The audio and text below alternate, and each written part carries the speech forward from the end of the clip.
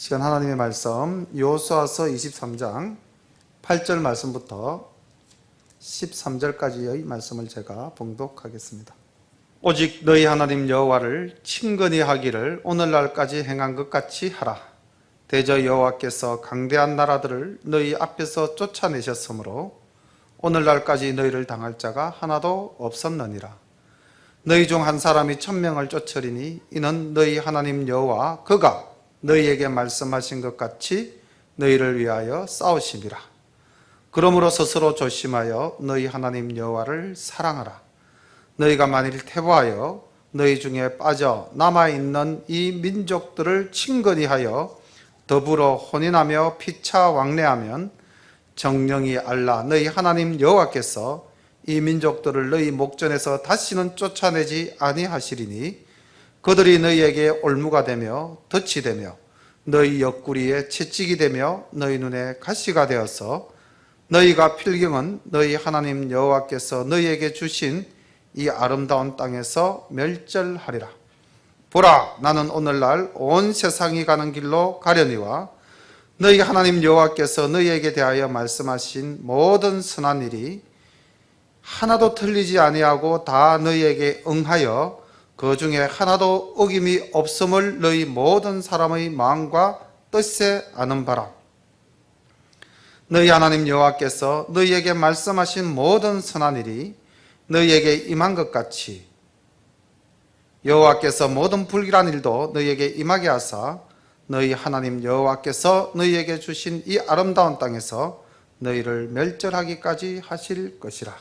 아멘. 예, 제가 조금 더 읽었습니다. 오늘은 여호수아서 23장과 24장의 말씀을 살펴보도록 하겠습니다. 내용이 여호수아가 이제 죽음을 앞두고 마지막으로 이스라엘 백성들에게 전하는 일종의 유언이죠. 고별사입니다. 여호수아서는 1장부터 12장까지는 가나안 땅을 정복하는 과정에 대해서 상세히 기록이 되어져 있고요. 13장부터 22장까지는 그 정복된 가나안 땅을 12지파에게 나누어 주는 내용을 기록하고 있습니다. 그리고 이제 마지막으로 23장과 24장은 여호수아가 이스라엘 백성들에게 남기는 말인데 사실 모세가 이스라엘 백성들에게 남긴 신명기의 마지막 말씀과 주제는 거의 동일합니다. 하나님께서는 우리에게 어떤 길을 선택할 것인가를 오늘 묻고 계십니다. 그리고 여호수아는 거기에 대해서 담대하게 나와 내 집은 오직 여호와만 섬기겠다고 고백하며 이스라엘 백성들에게도 너희들도 오늘 택하라는 권고의 말씀을 본문 속에서 발견할 수가 있습니다. 따라서 오늘 말씀을 듣는 우리 성도님들도 결단의 시간을 가지는 그런 마음으로 말씀을 함께 살펴보도록 하겠습니다. 23장 1절부터 말씀을 봅니다. 여호와께서 이스라엘의 사방 대적을 다 멸하시고 안식을 이스라엘에게 주신 지 오랜 후에 여호수아가 나이 많아 늙은지라. 여호수아가 온 이스라엘 곧 그 장로들과 두령들과 재판장들과 유사들을 불러다가 그들에게 이르되 나는 나이 많아 늙었도다. 너희 하나님 여호와께서 너희를 위하여 이 모든 나라에 행하신 일을 너희가 다 보았거니와 너희 하나님 여호와 그는 너희를 위하여 싸우신 자신이라. 보라, 내가 요단에서부터 해지는 편 대해까지의 남아있는 나라들과 이미 멸한 모든 나라를 내가 너희를 위하여 제비 뽑아 너희 지파에게 기업이 되게 하였느니라.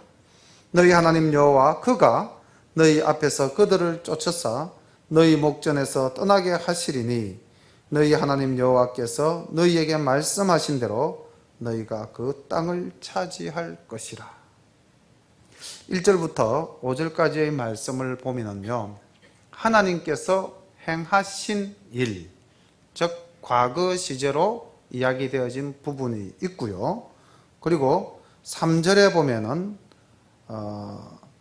죄송합니다.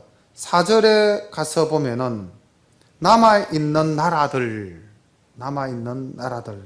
그리고 5절에 가서 너희 목전에서 떠나게 하시리니, 그리고 마지막에 가서 너희가 그 땅을 차지할 것이라. 그러니까 과거에 행하신 일과 장차 이루어질 일에 대해서 여호수아가 이야기하고 있습니다. 우리의 삶도 보면은 하나님께서 우리에게 은혜를 베푸셔서 우리가 받은 은혜가 있고요, 또 우리가 앞으로 장차 살아갈 동안에 하나님으로부터 받을 은혜들이 있습니다. 그리고 3절 말미에 보면은 너희 하나님 여호와 그는 너희를 위하여 싸우신 자신이라. 싸우셨을 뿐만 아니라 앞으로도 여전히 악한 마귀가 우리를 텀못하도록 지키고 보호하시면서 오늘도 여전히 싸우시고 계십니다. 그런 하나님의 은혜에 힘입어 우리가 이렇게 온전한 삶을 살아가고 있다. 그래서 하나님의 은혜에 늘 감사하는 삶이 되어야 되겠습니다. 6절 말씀입니다. 그러므로 너희는 크게 힘써 모세의 율법책에 기록된 것을 다 지켜 행하라. 그것을 떠나 좌로나 우로나 치우치지 말라. 너희 중에 남아있는 이 나라들 중에 가지 말라. 그 신들의 이름을 부르지 말라. 그것을 가리켜 맹세하지 말라. 또 그것을 섬겨서 그것에게 절하지 말라. 오직 너희 하나님 여호와를 친근히 하기를 오늘날까지 행한 것 같이 하라. 대저 여호와께서 강대한 나라들을 너희 앞에서 쫓아내셨으므로 오늘날까지 너희를 당한 자가 하나도 없었느니라. 너희 중 한 사람이 1000명을 쫓으리니 이는 너희 하나님 여호와 그가 너희에게 말씀하신 것 같이 너희를 위하여 싸우십니다. 6절에 보면은요, 하나님께서 모세를 통해서 주신 그 율법을 지켜 좌로나 우로나 치우치지 말고 힘써 행하라고 이야기하고 있습니다. 6절에 크게 힘써 라는 말이 있는데, 이거는 단단히 결심하고 또는 착 달라붙어서 매우 강하게, 이런 굉장히 강한 어조로 근거하고 있는 말씀입니다.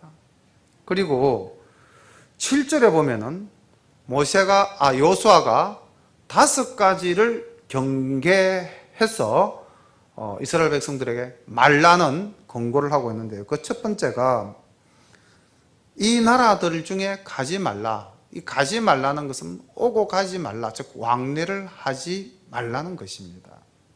그리고 그 신들의 이름을 부르지 말라.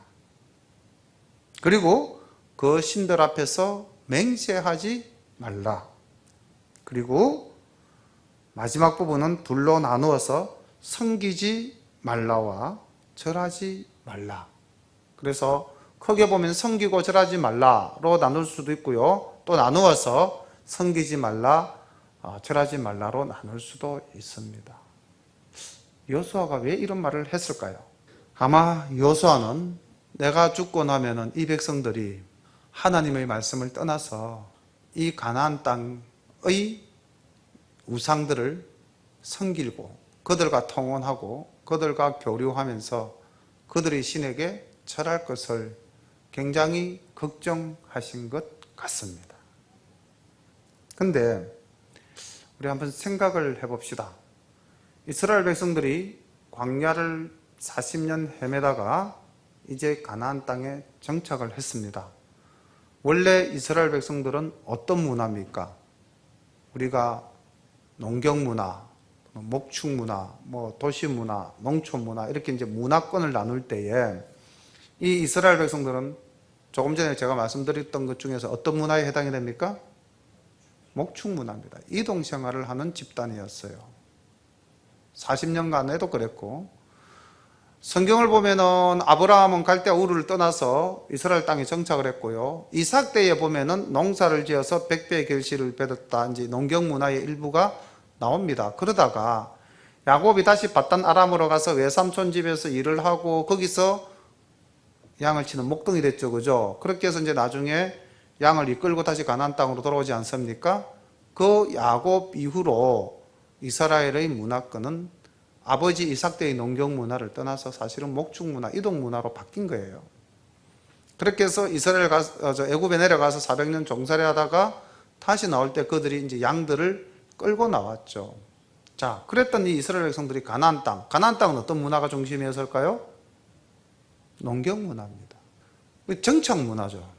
그 정착을 하기 위해서는 뭘 하죠? 그 사람들이 집을 짓죠.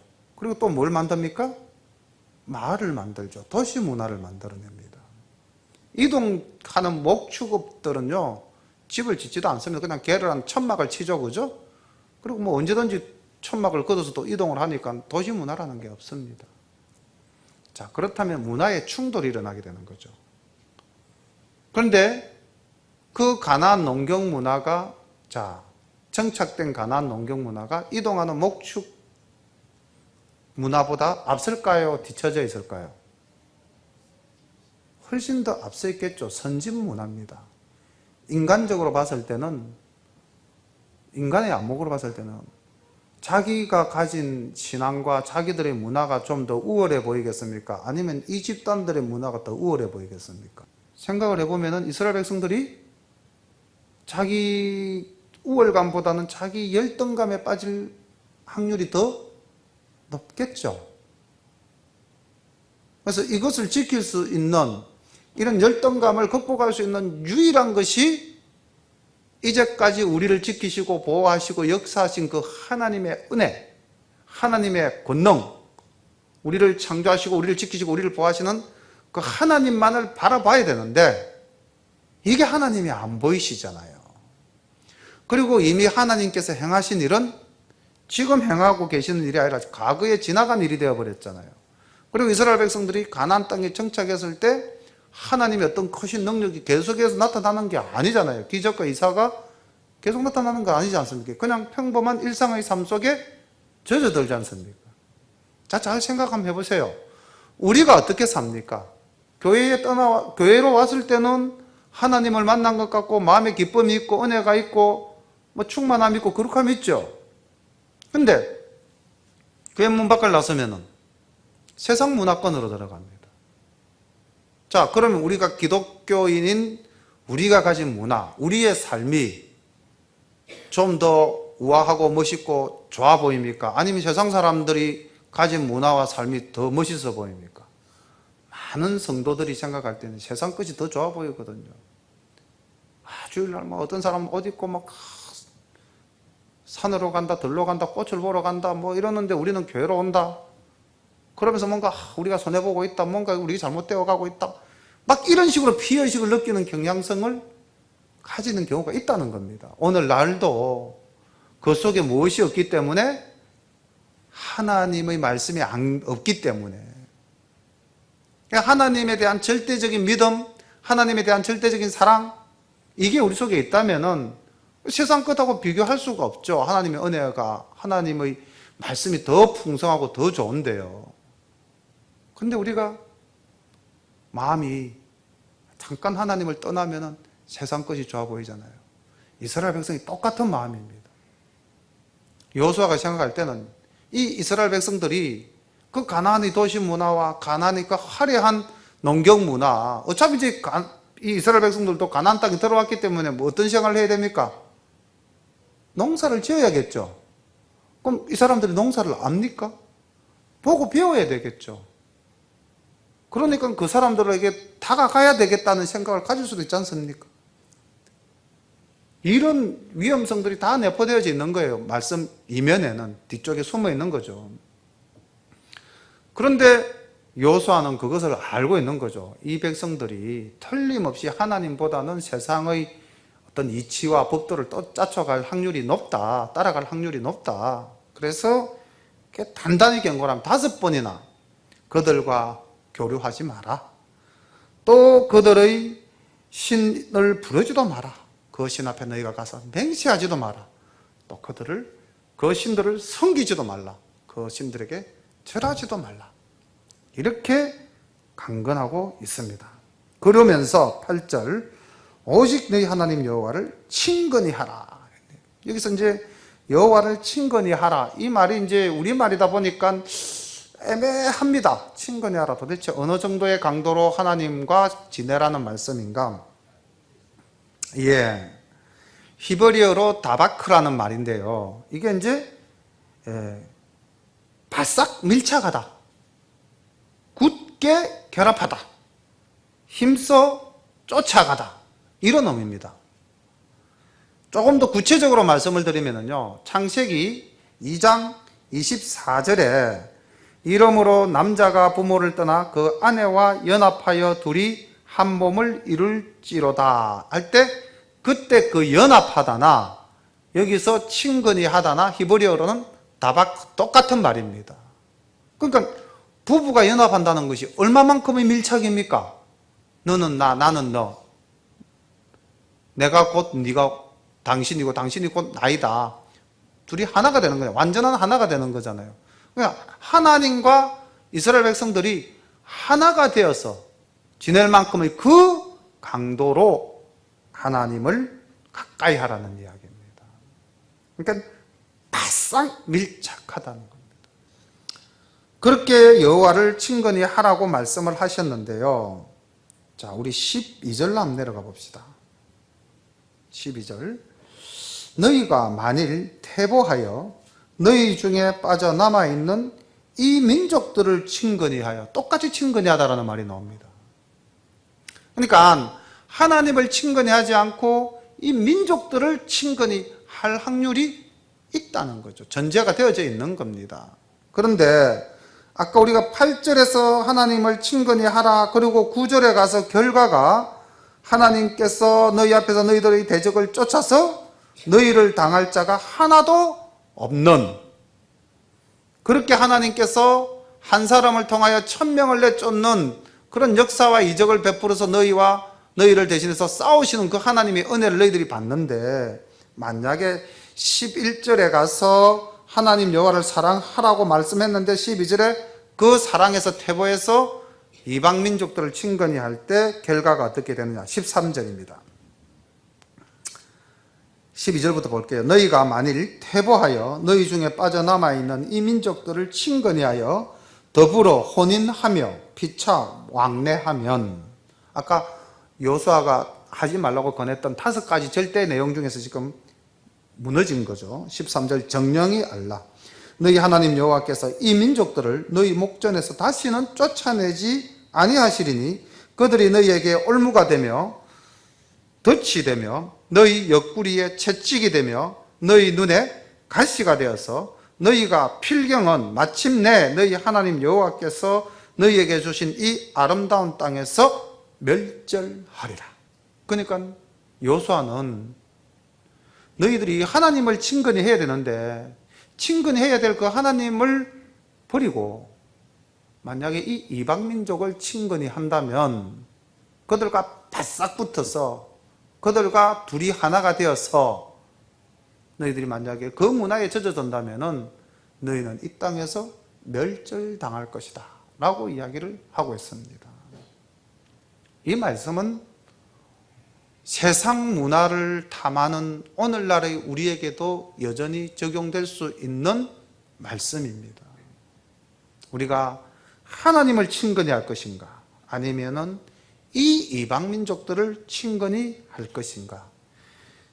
말씀에서는 완전한 대조를 통해서 그 결과도 하나님이 함께 하시는 놀라운 은혜와 하나님이 떠나심으로써 받게 될 또 놀라운 심판을 동시에 이야기하고 있습니다. 14절. 보라, 나는 오늘날 온 세상이 가는 길로 가려니와 너희 하나님 여호와께서 너희에게 대하여 말씀하신 모든 선한 일이 하나도 틀리지 아니하고 다 너희에게 응하여 그 중에 하나도 어김이 없음을 너희 모든 사람의 마음과 뜻에 아는 바라. 그러니까 이미 이스라엘 백성들은 광야 생활과 가나안 정복을 통해서 사실 하나님께서 어떻게 우리에게 은혜를 주시는가 다 보고 깨닫고 알고 있다는 거죠. 그리고 여호수아는 이제 이 세상 사람들이 가는 그 길로 간다. 곧 죽음을 앞두고 있다는 말씀을 하고 있는 거죠. 그러면서 15절 다시 이렇게 말씀합니다.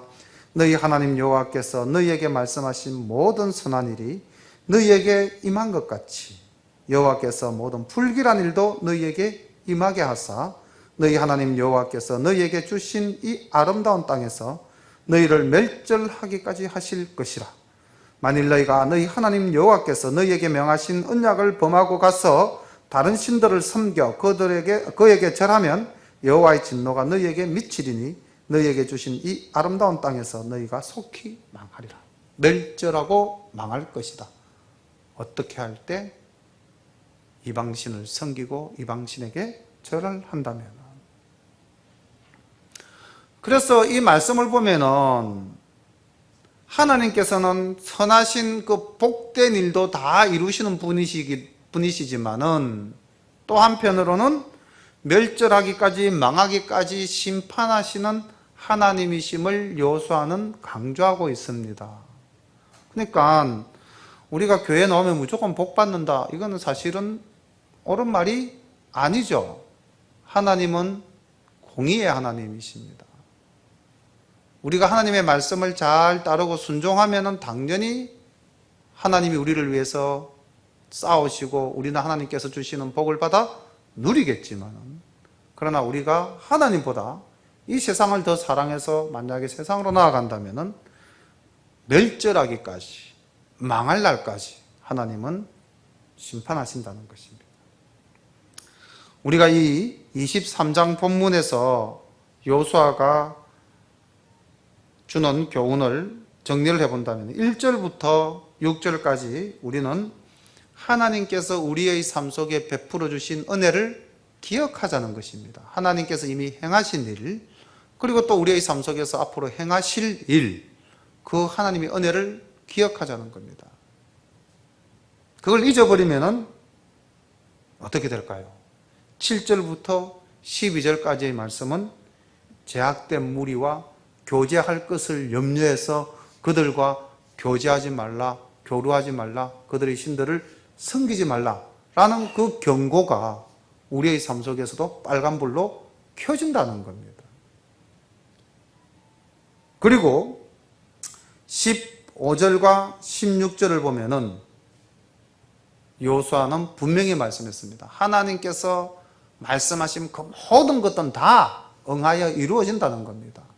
그것이 좋은 것이든 굳은 것이든, 다시 말하면 축복과 저주, 오늘날 말씀으로 다시 정리를 한다면 반드시 심판이 있을 것이다 라는 것을 우리가 기억해야 한다는 것입니다.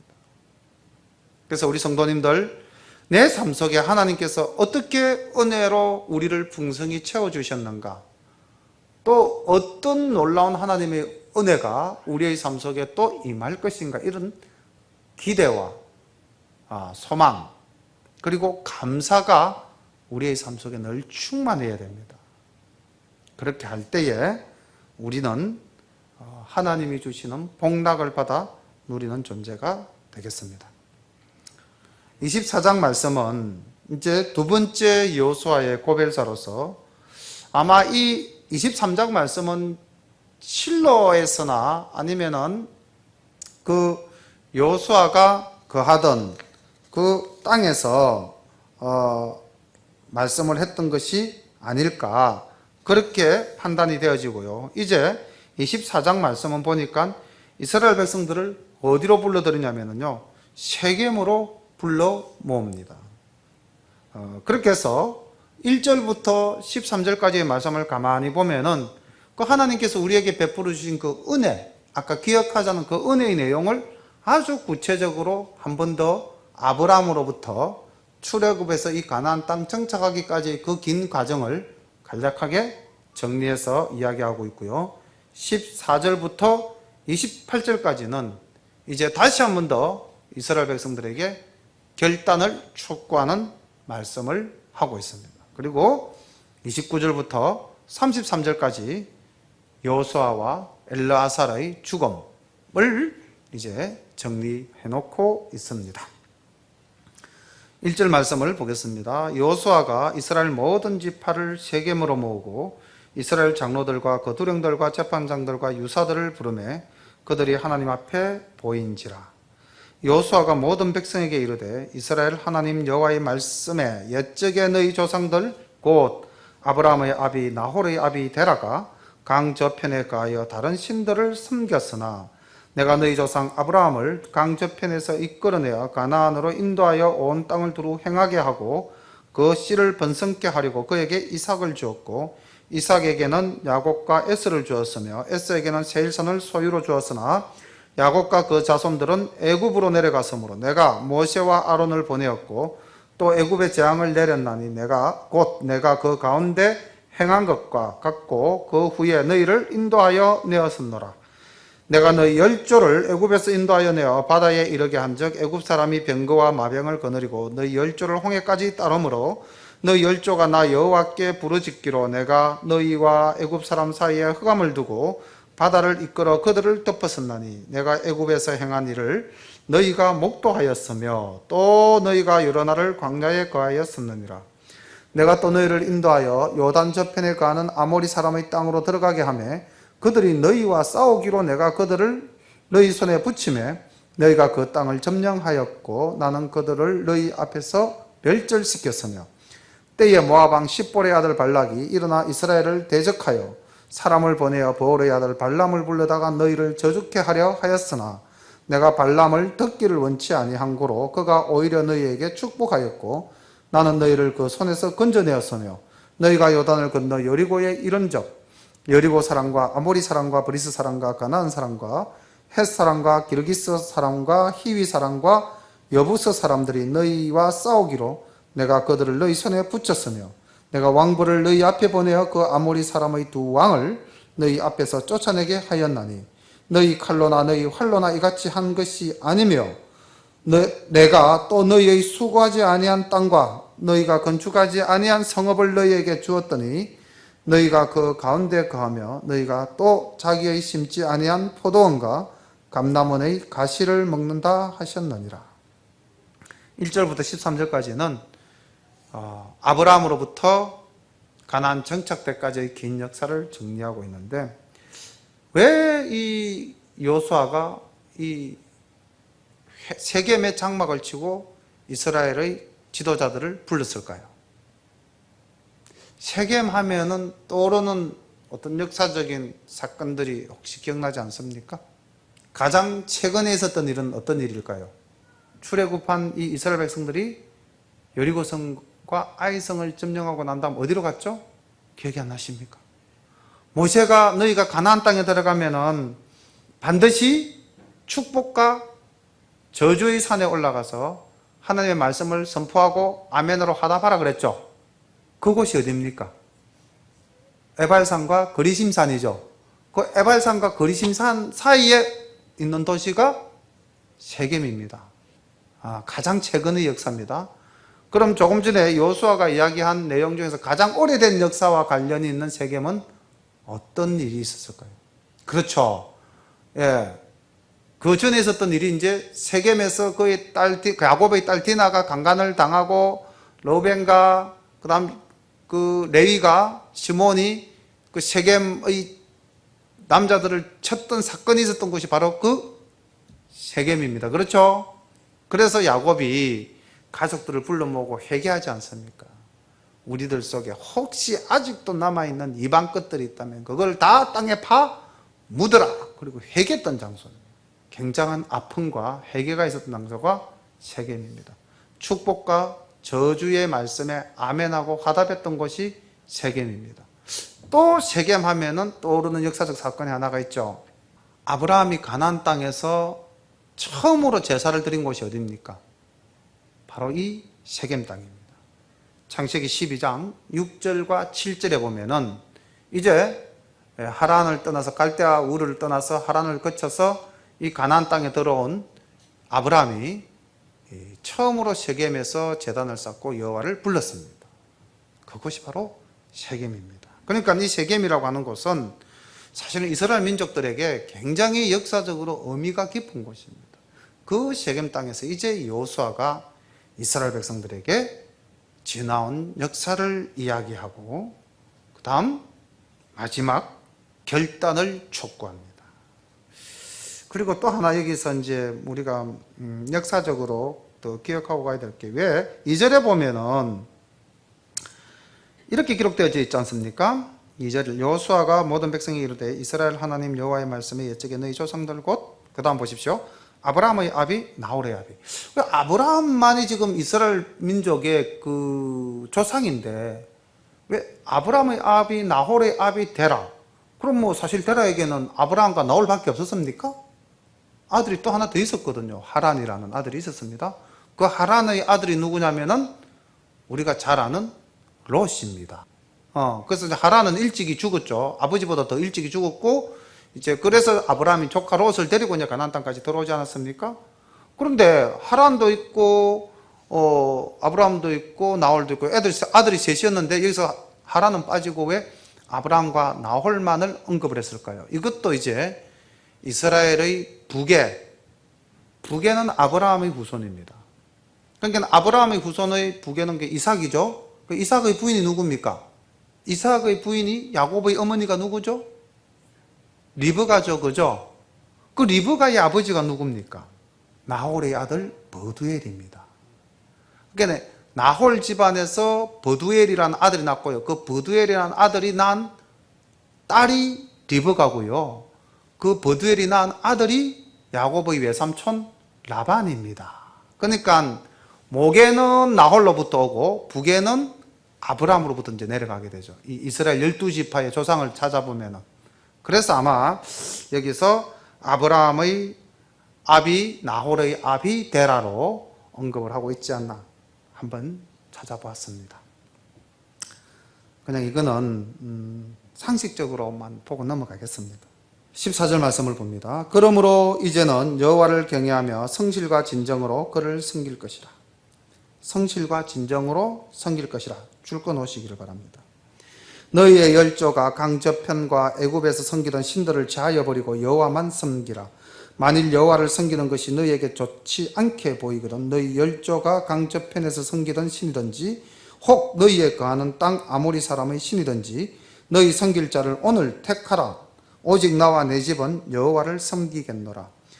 백성이 대답하여 가로되 여호와를 버리고 다른 신들을 섬기는 일을 우리가 결단코 하지 아니하오리니 이는 우리 하나님 여호와 그가 우리와 우리 열조를 인도하여 애굽 땅 종되었던 집에서 나오게 하시고 우리 목전에서 큰 이적을 행하시고 우리가 행한 모든 길에서 우리의 지난 모든 백성 중에서 우리를 보호하셨음이며 여호와께서 또 모든 백성 곧 이 땅에 거하던 아모리 사람을 우리 앞에서 쫓아내셨음이라. 그러므로 우리도 여호와를 섬기리니 그는 우리 하나님이심이니이다. 여호수아가 백성에게 이르되 너희가 여호와를 능히 섬기지 못할 것은 그는 거룩하신 하나님이시요 질투하는 하나님이시니 너희 허물과 죄를 사하지 아니하실 것임이라.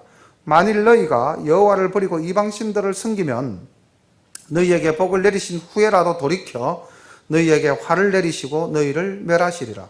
백성이 여호수아에게 말하되 아니니이다. 우리가 정녕 여호와를 섬기겠나이다.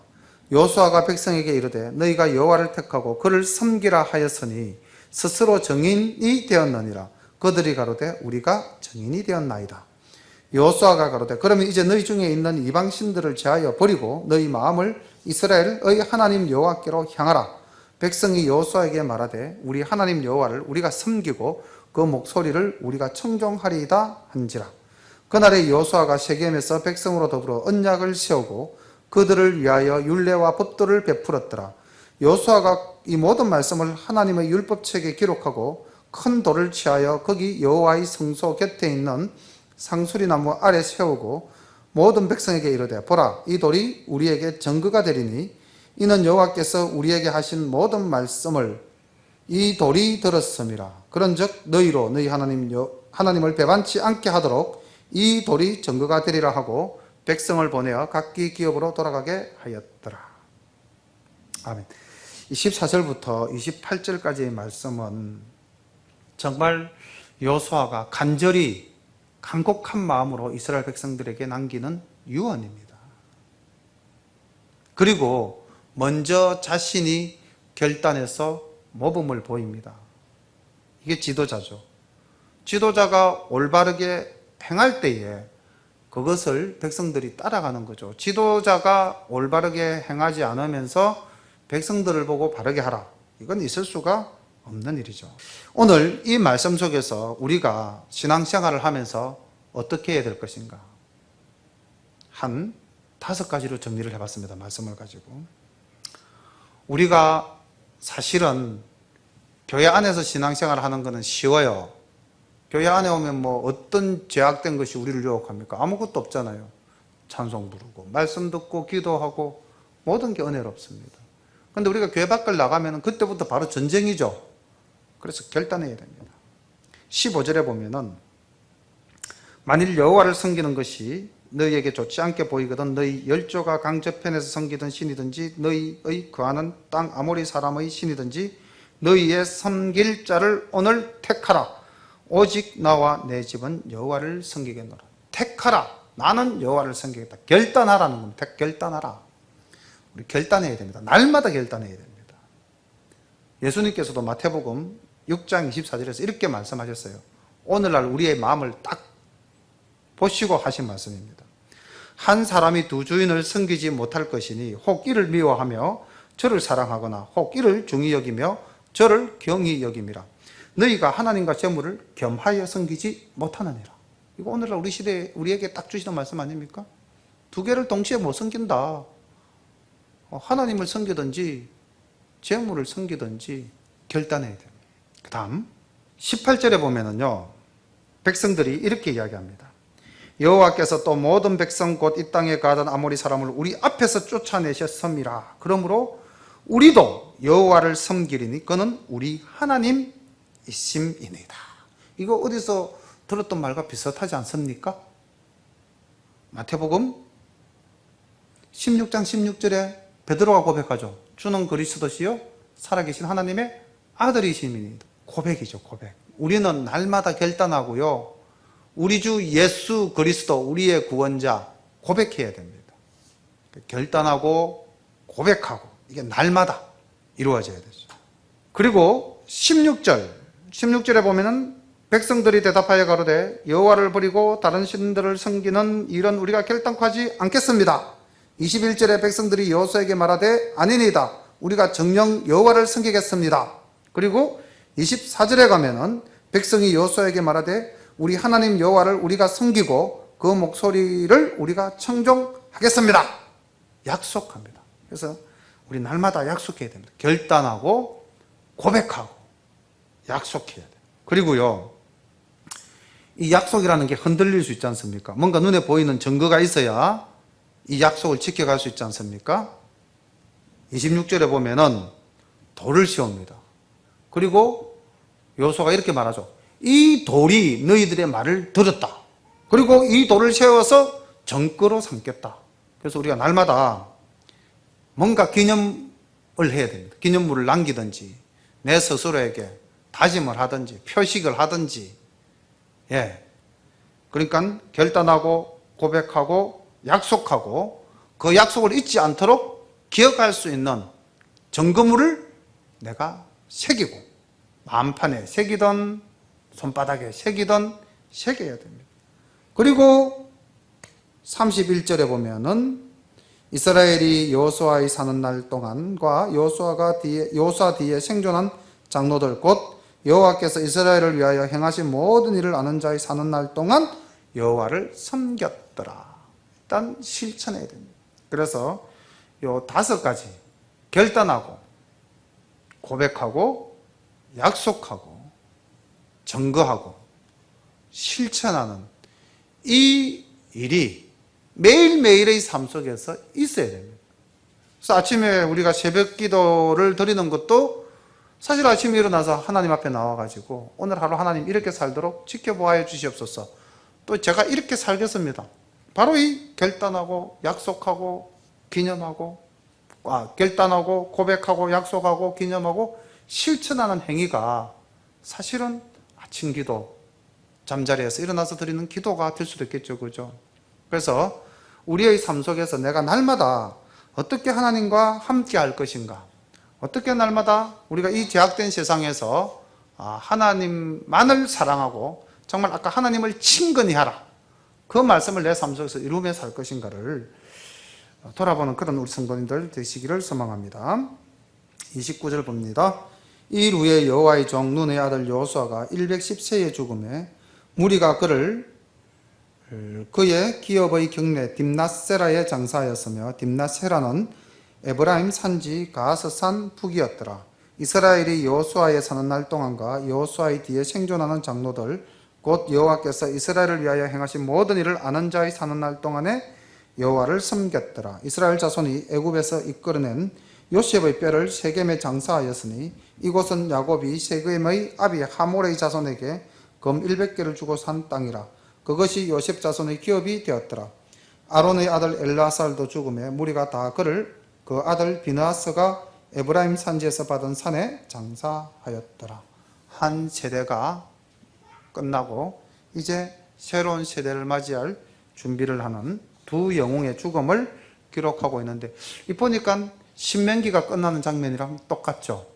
아론이 먼저 죽고 5월 달쯤 죽고 그 다음 그의 마지막쯤 모세가 또 죽는, 그렇게 해서 이제 출애굽 1세대의 죽음, 그리고 이제 이 아론의 아들 엘르아살과 모세의 후계자 요수아가 죽는 장면으로서 2세대가 막을 내리는 장면을 기록하고 있습니다. 우리가 잘 아는 목사님이 이 에스라 강좌를 통해서 늘 말씀하시죠. 이 여호수아서 다음에 나타나는 이제 시대가 사사기인데 왜 그 사사기 시대에 종교 암흑기라고 이야기되어지는가? 여호수아가 오늘 이렇게 맺으면서 모세가 명하였던, 여호수아에게 명하였던 매 7년마다 율법을 전 백성들을 모아서 낭독하라. 쉽게 말하면 성경 강좌를 하라 했는데 그 약속을 지키지 못했죠. 그 언약을 실천하지 못했습니다. 그리고 모세는 자기가 여호수아라는 후계자를 세웠습니다. 그런데 이 여호수아는 자기 후계자를 세우지를 못했어요. 그래서 이스라엘이 지도자가 없어집니다. 물론 상황은 모세가 여호수아에게 후계자를 삼고 이스라엘 백성들을 끌고 갈 때는 그 12지파가 하나로 모여 있었습니다. 그렇죠? 광야 생활과 가나안 정복과. 근데 사실 여호수아가 죽을 때는 어떻게 됩니까? 12지파에게 땅을 분배해서 각 지파들이 자기의 거처로 다 돌아가 버렸죠. 그래서 사실은 지도자를 세웠는데 약간의 어려움은 있을 수 있었어요. 근데 결국 지도자를 세우지 못하고 하나님의 말씀이 백성들에게 가르쳐지지 않음으로써 사사기 시대에 사람들은 어떻게 합니까? 각기 그 소견대로 행하였더라. 하나님을 모름으로 인해서 사람의 생각대로 살아가는 시대가 되어져 버린 것입니다. 여기서 우리가 중요한 것 하나, 마지막으로 꼭 기억해야 될 것 하나가, 부모된 우리가 자녀들에게 하나님의 말씀을 제대로 가르치지 못한다면 우리의 자녀들은 하나님을 알지 못함으로 자기의 소견대로 행하다가 하나님을 떠나는 그런 비극적인 결과가 나타날 수도 있다는 것입니다. 우리만 하나님 잘 믿을 것이 아니라 우리의 후손 대대 손손이 하나님을 잘 섬기는 복된 믿음의 가정들 되기를 소망합니다. 기도드리겠습니다. 사랑의 아버지 하나님, 은혜를 감사드립니다. 오늘도 귀한 말씀으로 우리들의 삶 속에 날마다 하나님과 더불어 살아가기를 하나님 앞에서 결단하고 또 고백하고 하나님께 약속하며 매일매일마다 전거로 삼고 우리의 삶 속에서 실천하는 신앙생활, 생활신앙이 되는 우리 모두가 될 수 있도록 인도하여 주시옵소서. 그리고 우리의 자손들에게도 하나님을 바르게 알도록 잘 신앙적으로 양육하여 영원히 하나님과 함께하는 우리 모두의 가정이 될 수 있도록 하나님 복 내려 주옵소서. 예수님의 이름으로 감사하며 기도드립니다. 아멘.